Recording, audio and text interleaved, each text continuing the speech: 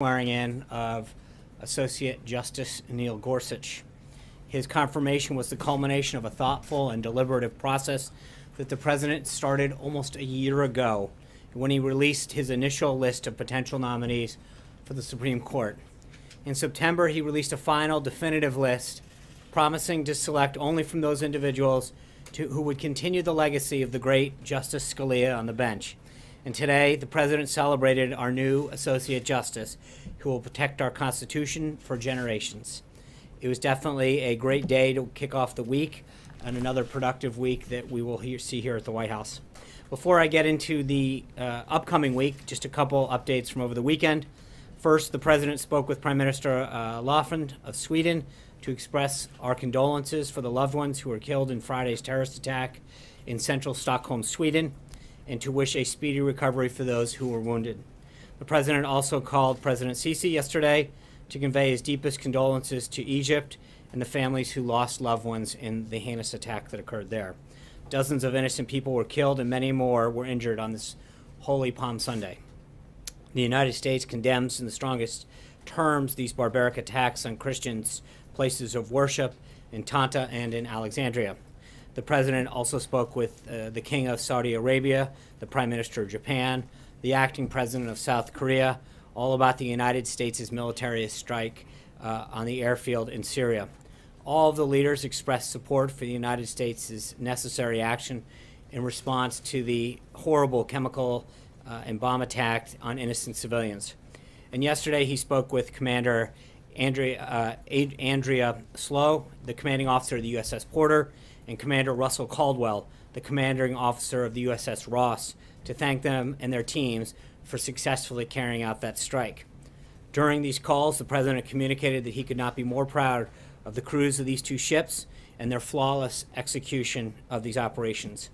As you know, these ships, between the two of them, sent 59 Tomahawk missiles, and each of them hit all of their targets, showing America's power and the military's accuracy, which is just a small representation of our military's overall capability and a fraction of what this president will continue to build up the military to be throughout his administration.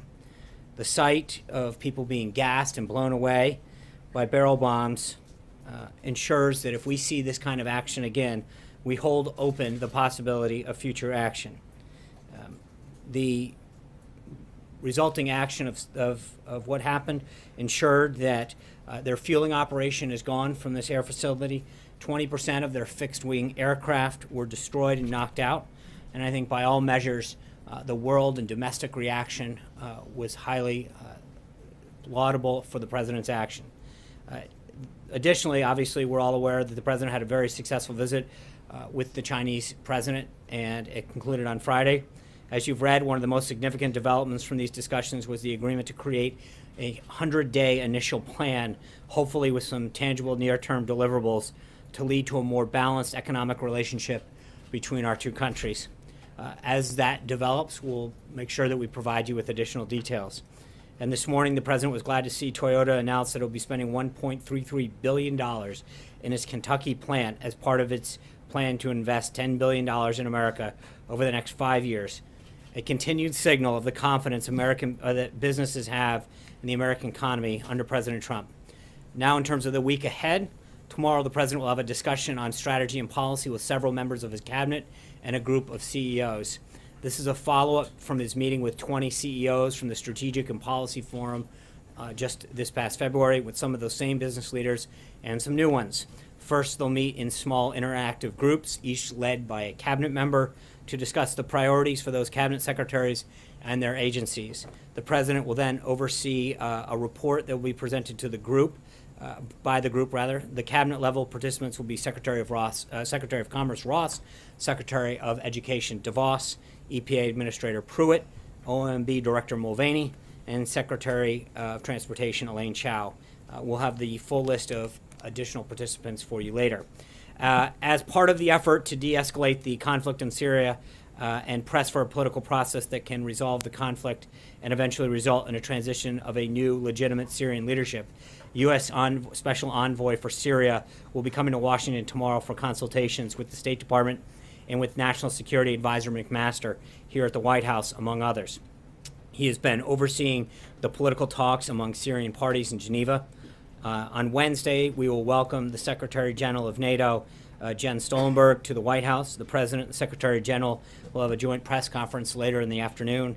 And then the President plans to spend the Easter holiday in Florida, and he'll return to the White House on Sunday. As the President noted today, as we hit day 81 in the President's administration, we have done so many great things, including nominate and confirm a Supreme Court justice, roll back more regulations than any president in modern times, rolled back the Obama-era war on coal, oil, and natural gas, restored confidence in the economy. We're now seeing historic levels of consumer, CEO, home builder, manufacturer confidence. There's been a 12% gain in the stock market, and we've even seen a real resurgence in the mining industry. We've reduced illegal boarding crossings by over 60% to the lowest level in nearly 2 decades, and implemented historic ethics reforms, including a 5-year lobbying ban and a lifetime foreign ban. So with that, I'd be glad to take your questions. Why is it okay to bomb Syria but not okay to assist the refugees, one? And number two, what's the reaction, this administration's reaction to Russia saying we are running a danger of a real war within the Middle East? Well, with respect to number one, the reason that we took action was multifold. Number one, to stop the proliferation and the deterrence of chemical weapons. When you see mass weapons of destruction being used, it should be a concern to every nation, especially our own people. The proliferation of those weapons pose a grave threat to our national security. So number one, we have to stop that. Number two, we have to stop ISIS. But with respect to the people of Syria, by us taking action and de-escalating what's going on in Syria, that's the greatest thing you can do to support those people. De-escalating the conflict there, containing ISIS, is the greatest aspect of humanitarian relief that we can provide, first and foremost. Secondly, creating areas in which we can work with allies, including Russia, and committing to ensuring that there are places that are free from violence, and are places free for people to gather safely is another, because I think everyone would agree that the last thing that people want to do there is leave. They want to stay there. They want to be in Syria. They want to have a safe place to remain with their families and not be separated. So our number one priority is to defeat ISIS, but we're also, I think, from a humanitarian standpoint and a refugee standpoint, ensuring that we create an environment that provides a safe place for them to ultimately remain. And then on Russia in particular, look, I think that if you look at the countries that are with us, it speaks pretty loudly the number of countries that have stood shoulder to shoulder with this president. Russia, on the other hand, stands with Syria, North Korea, and Iran. I think when you contrast the two groups of countries sets, it's pretty clear that we're on the right side of this issue. But does that mean we're going to commit troops? I mean, they're no. What it means? No. What it means is that I think the action that we took last week has been widely praised domestically and internationally as a great step to ensure the deterrence and proliferation of chemical weapons and of action against innocent people. When you watch babies and children being gassed and suffer under barrel bombs, you are instantaneously moved to action. I think this president's made it very clear that if those actions were to continue, further action will definitely be considered by the United States. We continue to urge further the world community to join us in this, in both stopping the deterrence and proliferation of those use of those weapons, but then further trying to create a political environment that will result in new leadership. Those are very important. They go hand in hand. Are we building a coalition, or? I think we have a coalition. I mean, again, I think if you look at who's not with us, it's a pretty small group, and not a group that too many people are looking to bring on board. I mean, you've got Iran, Syria, North Korea, and Russia on one side of this. That's a pretty small group. President Trump has spoken out extensively about the crimes of Bashar al-Assad in Syria. Does the president consider Assad a war criminal? And does he believe Assad should eventually appear before the ICC? I think right now the focus is twofold. One is defeating ISIS, and the second is creating the political environment necessary for the Syrian people to have a new leadership there. I don't think that there's I can't imagine a stable and peaceful Syria where Bashar al-Assad is in power. I think we all recognize that happens, and there can be a multi-pronged approach where you're ensuring that ISIS is contained and there's a de-escalation of the proliferation of chemical weapons, at the same time creating the environment for a change in leadership. But does the president believe Assad has committed war crimes? I think that there's a court that decides those things, and obviously there's a reason that clearly the actions, when you take an action against the people that he has, and I think we feel unbelievably confident in the intelligence that we have. But again, that would be something for a court to decide. Charlie. A lot of people are talking about what the Trump doctrine is on foreign policy, what it may or may not include, and the president's even stated that he was very flexible. Do you know what the Trump doctrine is on foreign policy, and can you explain it to us? Yeah, I think the Trump doctrine is something that he articulated throughout the campaign, which is that America's first. We're going to make sure that our national interests are protected, that we do what we can to make sure that our interests, both economically and national security, are at the forefront. We're not just going to become the world's policeman running around the country, running around the world, but that we have to have a clear and defined national interest wherever we act, and that it's our national security first and foremost that has to deal with how we act. Action in Syria fits in that doctrine? Absolutely. I think if you recognize the threat that our country and our people face, if there is a growth of use or spread of chemical weapons of mass destruction, the proliferation of those, the spread to other groups, is a clear danger to our country and to our people. Kristen. John, thank you. I just want to follow up on what you were saying about Bashar al-Assad. Are you saying that defeating ISIS and getting Bashar al-Assad out of power through a political process should happen at the same time? I think, I'm not trying to how you sequence them, but I don't think they're mutually exclusive. I don't think that you have to do one other than others, but I think they kind of go hand in hand. As you reduce ISIS's strength, as you de-escalate the conflict in Syria, the political environment to remove him becomes stronger and stronger. And just to be clear, Secretary Tillerson over the weekend said we can navigate a political outcome in which the Syrian people will determine Bashar al-Assad's fate and his legitimacy. Nikki Haley seemed to align more with what you were saying. She said in no way do we see peace in that area with Assad as the head of the Syrian government. So who better reflects the I don't think those are mutually exclusive statements, because I think that you can. One of them saying we don't see peace with him in charge, and the other one is saying we need to have him gone. I think that's the point of both. The goal for both of them, the goal for the United States, is twofold. As I've stated, it's one, to make sure that we destabilize Syria, destabilize the conflict there, reduce the threat of ISIS, but then secondly is create the political environment, not just within the Syrian people, but I think you can have work with Russia in particular to make sure that they understand that Syria, backed up by Russia's own accounting, should be held accountable for the agreements that it's made with respect to its international agreements on chemical weapons alone. And can you defeat ISIS with Assad still in power? ISIS with, yes, sure, but I think that I think you can defeat ISIS with him in power. I think that obviously, to your point, it's not like there's a single track that says you have to do. I mean, if we can get both at the same time or one happens after another, that's fine as well. But I think that we obviously, the number one threat that America faces is ISIS in that region, and we've got to make sure that we do everything we can to do that. And just finally, when Secretary Tillerson meets with his Russian counterpart, what is his specific message going to be? Is he going to threaten potentially more sanctions if Russia doesn't get in line? Well, I think he's on his way there tomorrow, and I'll let Secretary Tillerson talk about his meeting with Foreign Minister Lavrov. I think there's a lot of things to obviously discuss. The overall fight on ISIS, but I think with respect to Syria in particular, I think we need to remind them of the commitments that they've made and the commitments that Syria's made. And I think that, I think that first and foremost, we need to make sure that we all understand what the situation is on the ground. There's no question who acted in this case and what Syria did.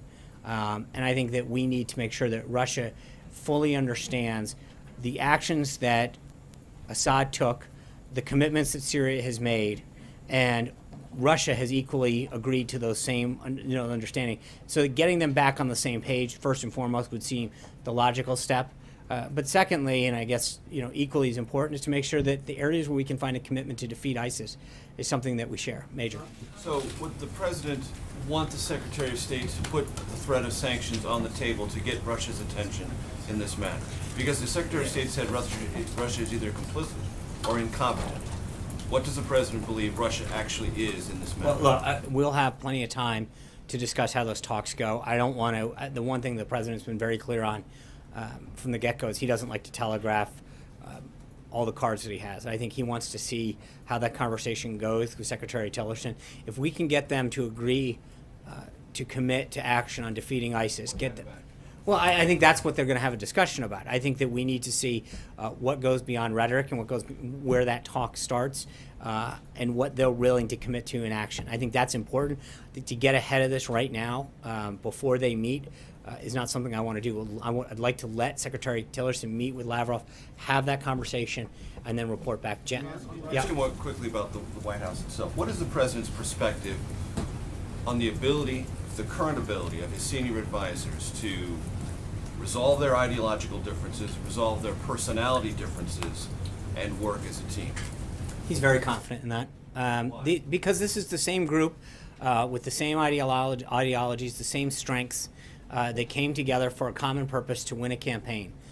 There is an unbelievably talented team at the senior level and at the mid-level and frankly all the way down to the bottom level of this administration that is committed to the president's agenda. I said this multiple times throughout the transition, that everybody that came into this administration, while they might have a personal view or an action on an issue, they understand and understood and understand the president's vision and agenda.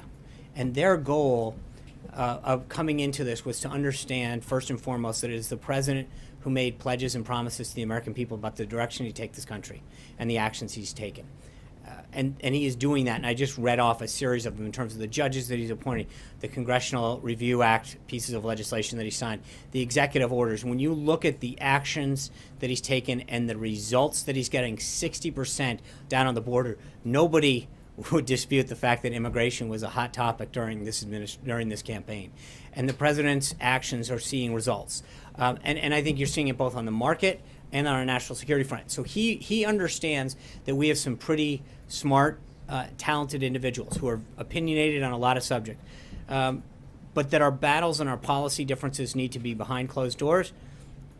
We need to focus and ultimately all come out committed to advancing the president's agenda. But he is completely aware of the talent that he has, and that's part of the reason that he's brought this team together, is because of the talent and successes and accomplishments they've had on a variety of backgrounds, and he fully believes that they're going to continue to push forward to advance his agenda. Philosophy that led him to have or order this meeting on Friday, where the two principals, Bannon and Jared Kushner, were essentially told by the president, cool this and get along and get on the same page. Well, look, I think there's a lot of stuff that was overblown about this that makes it out into the media sometimes and gets a little bit more sensational than it truly is. But I think the president's obviously very pleased with the last week that he's had and the accomplishments, especially on the foreign policy front. I think we had an unbelievably helpful and productive meeting with the Chinese. His meeting with King Abdullah was unbelievable, and he's continued to have very strong foreign policy wins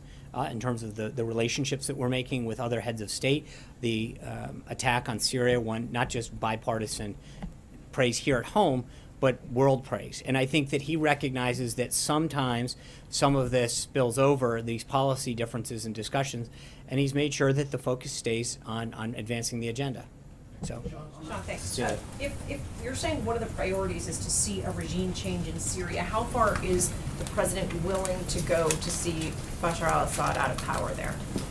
So just to be clear, I don't think it's you can't imagine a stable and peaceful Syria with Assad as in charge. I don't think that's a scenario that's possible. But I think that the first step in that has to be to make sure that the region in Syria in particular are stable. You can't have ISIS marching through Syria and and then worry mostly about who's in charge right now. We've got to make sure that first and foremost, in terms of our national security, I think it was Brian's question at the beginning, our national security is the first and foremost reason that we have to act. And as ISIS is proliferating and chemicals of mass destruction are on the rise there, we've got to contain that. Then once that's done, I think we can apply political, economic, and diplomatic pressure for regime change. Now they can work in tandem. I'm not trying to, but the bottom line is the first priority is still the containment of ISIS and the conflicts that are occurring. And is the red line, just to clarify, the red line for this White House chemical warfare, is conventional warfare enough to get the president to go further there than this White House has gone before? Look, I think the president has been very clear that there are a number of lines that were crossed last week. He's not going to sit down. We saw that in the last administration. They drew these red lines, and then the red lines were run over. I don't think you're going to see the same play. I think what not just Syria, but the world saw last week is a president that is going to act decisively and proportionally and with justification when it comes to actions like that. I mean, and I will tell you, the answer is that if you gas a baby, if you put a barrel bomb in to innocent people, I think you will see a response from this president. That is unacceptable. And I think the rest of the world. I think. Look, one of the things that I don't want to start doing, Cecilia, is say if you do this, this is the reaction that you're going to get. The president's made very clear throughout his time in the campaign, through the transition, and now as president, that he's not going to telegraph a response to every corresponding action, because that just tells the opposition or the enemy what you're going to do and whether or not that response is worth taking. The president's going to be very clear that he's going to keep his cards close to the vest, but make no mistake, he will act. John. Thanks a lot, Sean. I wanted to ask you about the reaction that the president took in terms of military involvement last week.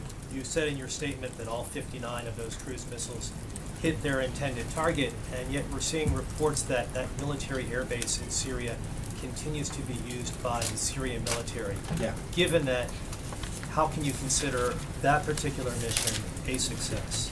Well, because I think from what you're hearing, you've taken two pre-fueled planes and taken them off. It's a PR stunt. The bottom line is their fueling capability has been taken out, their radar capability was taken out, and over 20% of their fixed-wing aircraft from their entire Air Force was taken out. Their ability to operate successfully out of that airbase is gone.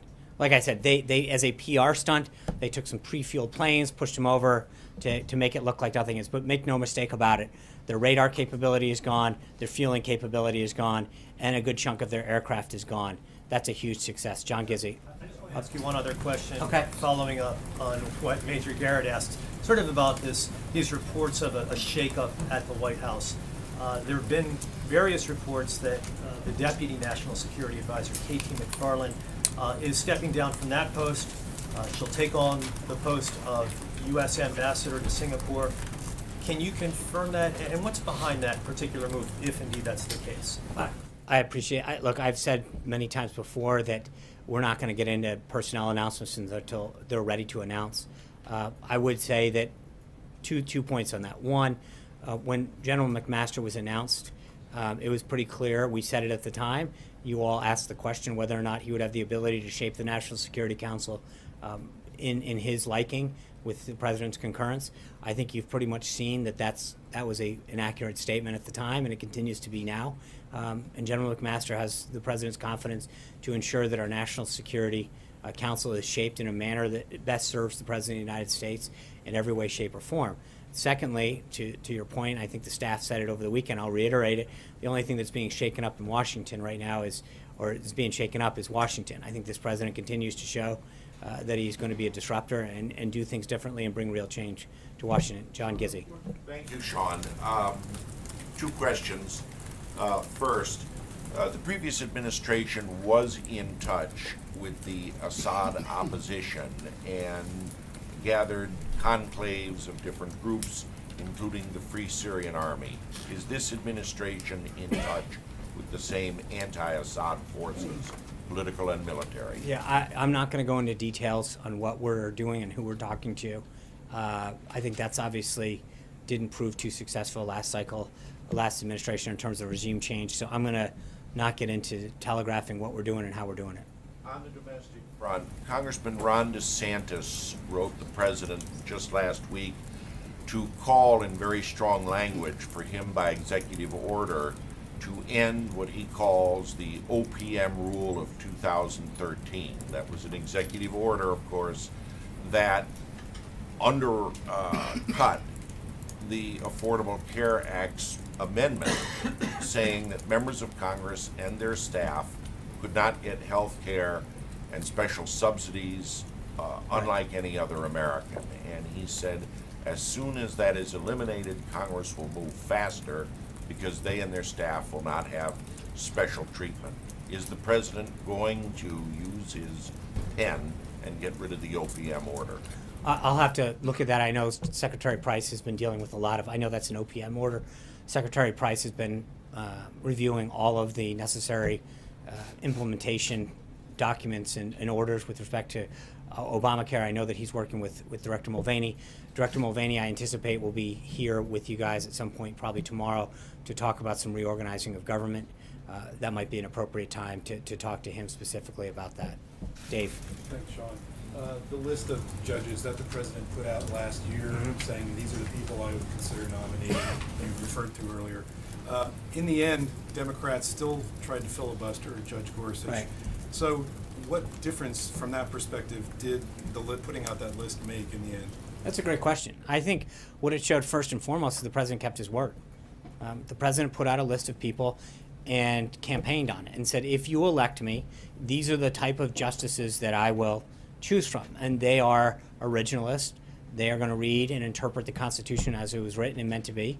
And I think the American people, in a lot of cases, if you look at exit polling, voted for him in a lot of cases because of that. I think it shows that, again, whether or not you disagree or agree with the president, sometimes philosophically, he gets high marks for keeping his word. I think that means a lot, that he went out on a number of topics, including the type of justice that he would appoint, put it before the American people, allowed them to vote up or down at the ballot box, and it's an affirmation of the kind of justice that he wants.